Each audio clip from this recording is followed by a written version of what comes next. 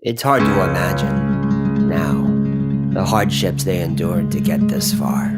Those who got this far, still not far enough to outdistance the cannibals' marbled orbs, pallid and childlike, the nightmares of ad hoc abattoirs besetting like blight and fog, the upright entailing smell of disease, pinch of hunger, and death. So many that, may death come to you, became a felicitation.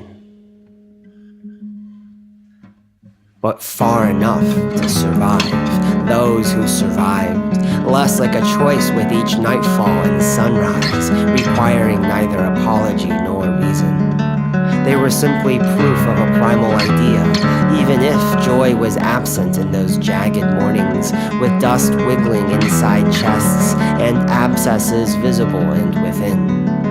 There was so little beauty, and warmth was wealth. But there was movement, always movement, a form of expression containing the possibility of grace.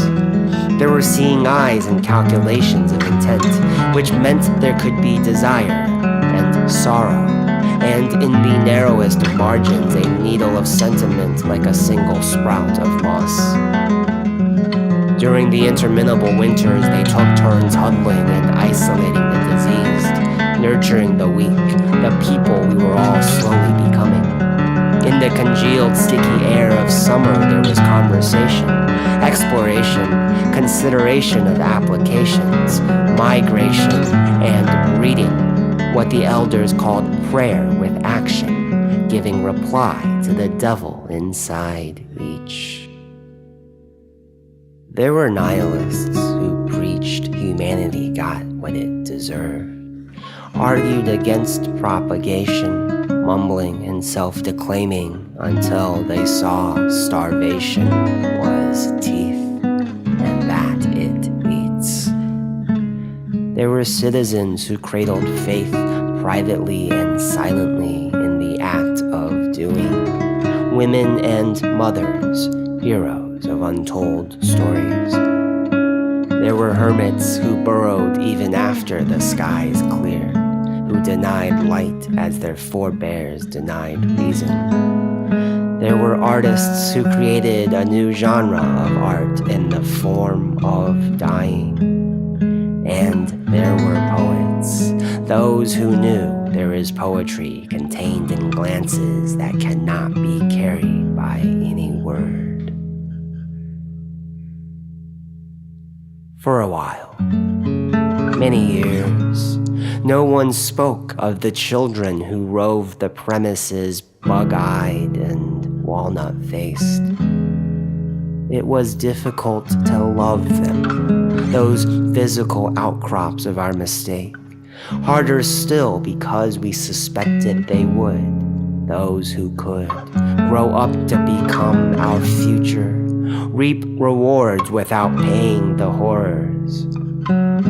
But it was unlawful to deny a child, so the only neglect was silence and a particular form of a slant, inquisitive gaze. And what of love? We must admit it existed, through motions that grew repetitive, less fraught for the repetition. Love is sort of what sprung up, first from the caretakers in the form of a guileless touch, then embedded into stories amid the extraneous adjective, and then amongst the rest of us who stopped to point out a thing not there before. This period was called the exhumation, relearning, digging up old sayings like the one about how it takes a village. It was still not safe outside, but in time, the bandits, murderers, and rapists lost their motivations. Loss was the constant, so reliable that rituals to commemorate loss lost their meanings. 2 generations or so later, the tribe began losing the very meaning of danger. Only then were our stories recorded, for only then was death resurrected, eternal villain in the tales we tell. Only then did children listen with the intent of retelling.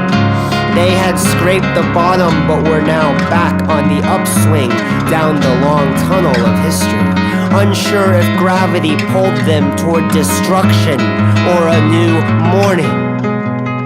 On most nights, it was enough to look up and know salvation, God's first light, was constant. But it is far. To reach it, we have to burn everything.